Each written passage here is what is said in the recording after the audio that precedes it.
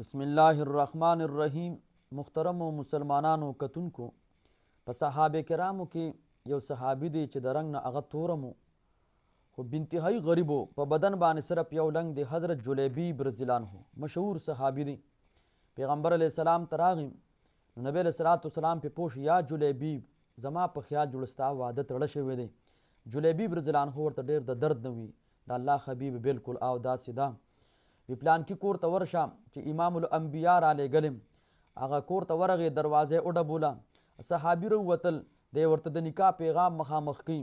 هغه صحابي د ښکته وبره ګوري، په سر باندې ټوپۍ نشته دی، په بدن سم لباس نشته دی، صرف یو لنګ دی، په خپو سم پیزار نشته دی. دا خبرې اورېدې راوړېدلې. د کور کې د لور هغه اواز راوچت شو او بابا ته وی خپل بابا جان ته، بابا جان دته مه ګوره چې چا را لېږلی دی، د هغه لږ لحاظ وکړه، یعنی امام الانبیا خاطر وکړه. وی بچی ما خو ستا د وجې ویل. وی بس ټیک ته. جلیبیب رضی الله عنه ته مبارک ته شارشته قبوله ده.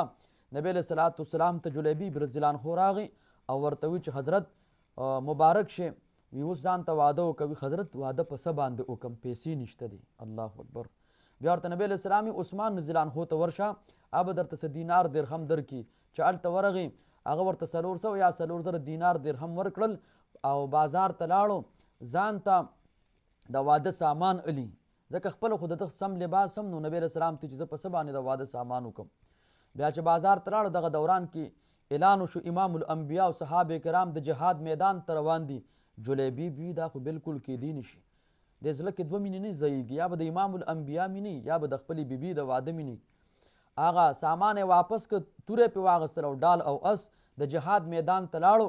پیغمبر علیه الصلاة والسلام چې کله جنگ ختم شول، شهداو باندې هغه ګرځېدل، تماشې کوله، معلومات یې کول کم ملګري شهیدان شوي دي. جلیبیب رضی الله عنه په وینو کې لت پت هغه پروت دی، د امام الانبیا د سترګو نه اوښکې لاړې. وی ای زما د ژوند ملګرو صحابو، د جلیبیب نن داسې واده شو چې د جنت حور یې تماشې ته راغلي دي.